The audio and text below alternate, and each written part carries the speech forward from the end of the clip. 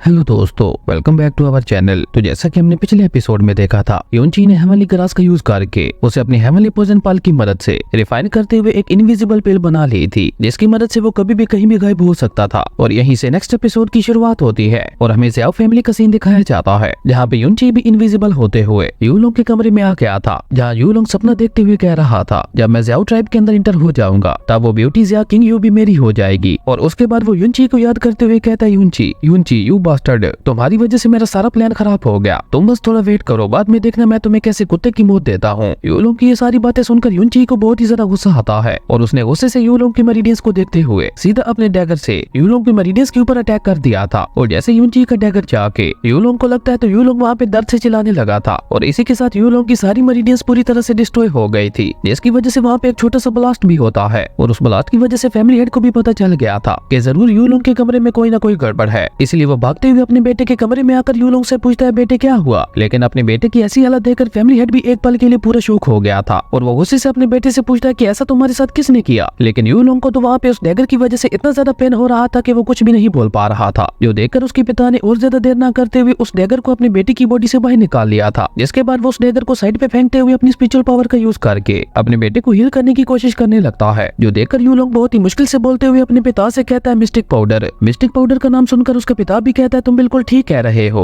Mistake powder की मदद से तो तुम पहले की तरह बिल्कुल ठीक हो जाओगे। लेकिन अभी फैमिली हेड मिस्टिक पाउडर के बारे में सोच ही रहा था कि तभी बाहर से एक गार्ड भागते हुए आकर फैमिली हेड को बताता है, मास्टर एक बुरी खबर है, अचानक ही हमारे टायर हाउस के अंदर आग लग गई है। ये सुनकर फैमिली हेड को एक झटका लगता है और वो अपने दोनों गार्ड्स को अपने बेटे के पास रुकने का कहकर वो टायर हाउस की तरफ चला गया था। और जब फैमिली हेड बाहर निकल कर देखता है तो तब तक वो पूरा टायर हाउस आग में जल चुका था, जिसको देखकर फैमिली हेड घबराते हुए कहता है, नहीं, वो मिस्टिक पाउडर भी उसी टायर हाउस में पड़ा था, अगर वो मिस्टिक पाउडर जल गया तो मैं यूलोंग को कभी भी नहीं बचा पाऊंगा। और ये कहकर फैमिली हेड भागता हुआ उसी टायर हाउस की तरफ निकल गया था। और फैमिली हेड के वहाँ से जाते ही युनची दोबारा यूलोंग के कमरे में आता है, जहाँ उसने आते ही अपनी हेवनली पोजन का यूज करके उन दोनों गार्ड्स को वहीं पे बेहोश कर दिया था, जो देखकर यूलोंग और भी ज्यादा डर गया था और उसे कुछ भी समझ नहीं आ रही थी कि आखिर ये सब यहाँ पे क्या चल रहा है। तभी युनची सामने आता है, जिसे देखकर तो यूलोंग को 440 वोल्ट का झटका लगता है और वो डरते हुए युनची से कहता है, तुम यहाँ क्या कर रहे हो और क्या ये सब तुमने किया है। जिसपे युनची दोबारा उसके पेट में डैगर घुसाते हुए उससे कहता है, हाँ ये सब मैंने ही किया है, तुम्हें याद है ना तुमने कैसे वेडिंग के दिन मुझे पॉइजन दिया था, तुम्हें क्या लगा था मुझे कुछ भी नहीं पता, मैं तो शुरू से ही तुम्हारा सारा प्लान जानता था। और ये कहकर युनची अपने डैगर को और ज्यादा पुश करते हुए यूलोंग से कहता है, तुम्हें क्या लगा था तुम मेरी आंट को धोखा देकर और मेरे ग्रैंडफादर की सबके सामने बेइज्जती करके ऐसे ही बच जाओगे। वह यूलोंग तो अब दर्द से वहाँ पे बुरी तरह से चिल्लाने लगा था, लेकिन युनची तो वहाँ पे बिल्कुल अपनी पिछली लाइफ की तरह एक डेविल बना हुआ था। वो लगातार अपना डैगर यूलोंग के पेट में घुसाई जा रहा था और उसे उसके किए हुए एक एक गुनाह याद करवा रहा था, जो देखकर यूलोंग डरते हुए कहता है, प्लीज प्लीज मुझे मत मारो। जिसपे युनची उससे कहता है, डोंट वरी, मैं तुम्हें नहीं मारूंगा, बल्कि मैं तुम्हें भी वो सब कुछ एक्सपीरियंस करने का मौका दूंगा जो अब तक मैंने झेला है, अब तुम्हें पता चलेगा कि एक लूजर होने की फीलिंग क्या होती है। और ये कहकर युनची ने सीधा अपने डैगर से यूलोंग की मेरिडियंस के ऊपर अटैक कर दिया था, जिसकी वजह से अब यूलोंग की बची हुई मेरिडियंस भी पूरी तरह से डिस्ट्रॉय हो चुकी थी, जिन्हें अब दोबारा मिस्टिक पाउडर से भी रिपेयर नहीं किया जा सकता था। और उसी के साथ यूलोंग वहाँ पे बहुत ही बुरी तरह से चिल्लाने लगा था। उसके बाद हमें ज़ाओ क्लैन के बैक माउंटेन्स का सीन दिखाया जाता है, जहाँ पे केव के अंदर युनची के ग्रैंडफादर और आंट रुके हुए थे, जहाँ पे लिंगजी तो अभी भी युनची को याद करके रो रही थी। और तभी वहाँ पे युनची भी आ जाता है, जिसे देखकर लिंगजी भागते हुए जाकर उसे अपने गले लगा लेती है। और असल में युनची यहाँ पे आज अपने सवालों के जवाब लेने के लिए आया था, ताकि वो अपने ग्रैंडफादर से पूछ सके कि असल में वो है कौन। और ये बात युनची के ग्रैंडफादर भी समझ गए थे, इसलिए वो युनची को बताते हैं कि मुझे तो लगा था कि मैं अपनी पूरी लाइफ ये बात तुमसे सीक्रेट ही रखूंगा, लेकिन शायद यही हमारी किस्मत थी। और ये कहकर युनची के ग्रैंडफादर उसे बताते हैं कि तुम्हारा रियल सरनेम यून है, जो सुनकर युनची हैरान होते हुए कहता है, क्या यहाँ पे भी यून। उसके बाद ग्रैंडफादर उसे उसके पिता के बारे में बताते हुए कहते हैं कि तुम्हारे पिता एक बहुत ही बड़े दिल के और वफादार आदमी थे, और इसी के साथ साथ वो बहुत ज्यादा टैलेंटेड और पावरफुल भी थे, जिसकी वजह से उन्हें काफी सारे लोग हीरो भी कहते थे। वो एक रियल मैन था जिसे सभी बहुत ज्यादा प्यार करते थे, लेकिन वो कहते हैं ना कि जिन्हें गॉड ज्यादा पसंद करता है उन्हें वो जल्दी अपने पास बुला लेता है। जब यिंग मेरा बेटा उससे मिला था तो तब उसके पीछे उसके दुश्मन पड़े हुए थे, जिनसे यिंग ने ही उन्हें बचाया था, और वो उन्हें बचाकर हमारे इस ज़ाओ सेक्ट में ले आया था, ताकि वो लोग यहाँ पे छुप कर अपने दुश्मनों से बच सके। और इसी भागदौड़ में तुम्हारी मेरिडियंस भी उस वक्त डैमेज हो गई थी। इस तरह तुम्हारे फादर और यिंग दोनों मिले थे, जिसके बाद वो दोनों बिल्कुल सगे भाइयों की तरह बन गए थे, जिसकी वजह से सभी लोग बहुत ही ज्यादा खुश थे। लेकिन ये खुशियां भी ज्यादा देर नहीं टिकती, क्योंकि अचानक एक दिन तुम्हारे पिता के दुश्मन हमारे ज़ाओ सेक्ट तक भी आ पहुंचे थे। लेकिन तुम्हारे पिता इस सब में यिंग और ज़ाओ सेक्ट को इन्वॉल्व नहीं करना चाहते थे, इसलिए वो अकेले ज़ाओ सेक्ट से भाग गए थे। लेकिन यिंग समझ गया था कि तुम्हारे और तुम्हारे पिता की जान खतरे में है, इसलिए उसने तुम्हारी जगह पे अपने बेटे को रख दिया था, और तुम्हारे पिता उसके बेटे को ही लेकर वहाँ से भागे थे। और यहाँ पे यिंग ने तुम्हारे फादर की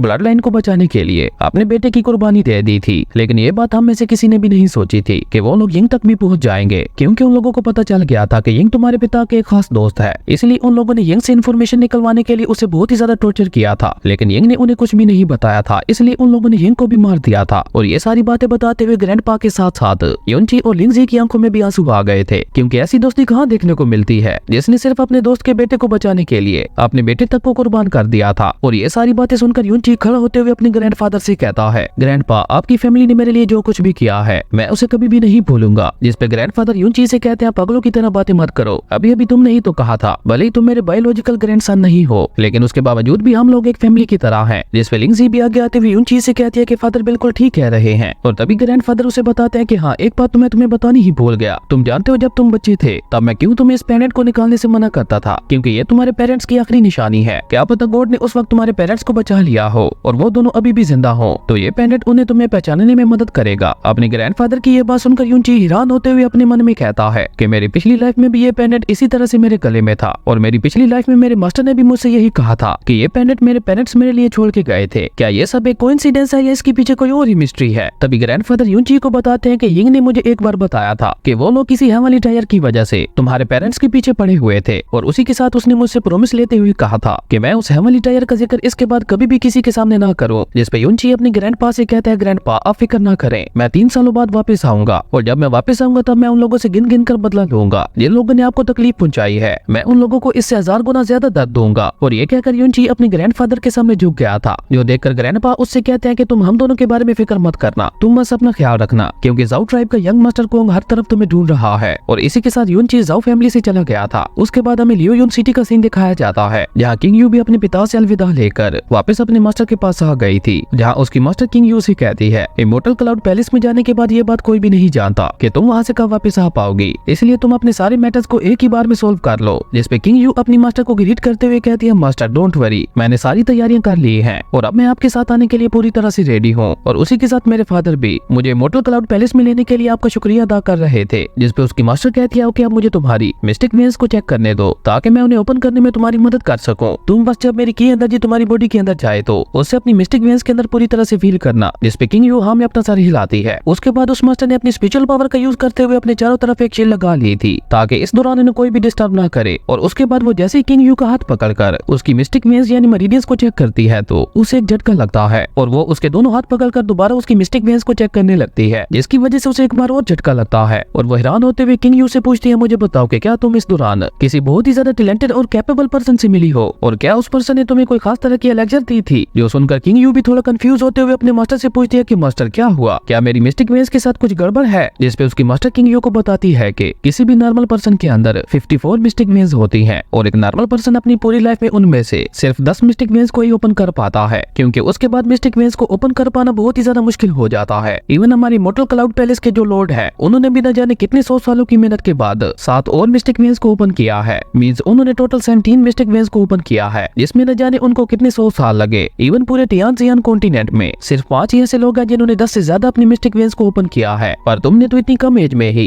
अपनी सारी की सारी मिस्टिक वेन्स को ओपन कर लिया है। अब ये सुनकर खुद किंग यू को भी एक झटका लगता है। वहीं वो मास्टर तो अभी भी बहुत ज्यादा शौक थी और वो किंग यू से कहती है कि तुम्हारी जैसी मिस्टिक वेन्स तो सिर्फ गॉड्स की ही होती हैं, और अब क्योंकि तुम्हारी सभी मिस्टिक वेन्स ओपन हो गई हैं तो फ्यूचर में तुम बाकी लोगों से 5 गुना ज्यादा तेजी से कल्टीवेट कर पाओगी। कल्टीवेशन स्पीड का सुनकर किंग यू को भी दोबारा झटका लगता है और उसे युनची की वही बात याद आती है जब उसने किंग यू से कहा था कि मेरे इस मेथड की वजह से तुम्हारी कल्टीवेशन स्पीड पहले से 10 गुना ज्यादा बढ़ जाएगी। और ये सोचकर किंग यू हैरान होते हुए कहती है, ओ तो ये सब उसकी वजह से हो रहा है। जिस पे उसकी मास्टर खुश होते हुए किंग यू से पूछती है कि कौन है वो, जल्दी से मुझे उस सीनियर का नाम बताओ, मैं भी उससे मिलना चाहती हूँ। क्या तुम ये बात जानती हो कि उसने तुम्हारी सभी मिस्टिक वेन्स को एक साथ कैसे ओपन किया था? जिस पे किंग यू थोड़ा हड़बड़ाते हुए अपने मास्टर से कहती है कि उसने मुझे किसी को भी कुछ भी बताने के लिए मना किया था। और ये कहकर किंग यू अपनी मास्टर के सामने झुकते हुए उनसे कहती है, मास्टर प्लीज मुझे माफ कर दें, मैंने उस पर्सन से प्रॉमिस किया था कि मैं उसके बारे में किसी को भी कुछ भी नहीं बताऊंगी। जिस पे उसकी मास्टर उससे कहती हैं, ऐसा जीनियस पर्सन कभी भी नहीं चाहेगा कि कोई उसकी ट्रू आइडेंटिटी के बारे में जान सके। वो पर्सन जरूर एक ग्रैंड मास्टर होगा जिसने गॉड लेवल को भी अचीव कर लिया होगा, तो ये बात बिल्कुल नॉर्मल है कि वो कभी भी नहीं चाहेगा कि उसके बारे में किसी को पता चले। इसलिए तुम इस बात को हमेशा सीक्रेट ही रखना और किसी को भी इस बारे में कुछ भी ना बताना, क्योंकि उस पर्सन ने तुम्हारे ऊपर एक बहुत बड़ा फेवर किया है जिसे तुम चाहकर भी अपनी लाइफ में कभी भी नहीं चुका पाओगी। और ये कहकर वो मास्टर उसी पर्सन यानी युनची के बारे में सोचते हुए कहती है, मैं भी तुम्हारी मदद से कभी मुझे भी उस पर्सन से मिलने का मौका मिल जाए। जिसपे किंग यू अपनी मास्टर से कहती है थैंक यू मास्टर मेरी बात समझने के लिए। जिसपे किंग यू की मास्टर उससे कहती है कि हम दोनों को यहाँ पे काफी ज्यादा देर हो चुकी है, इसलिए अब हम लोगों को वापस जाकर जल्द से जल्द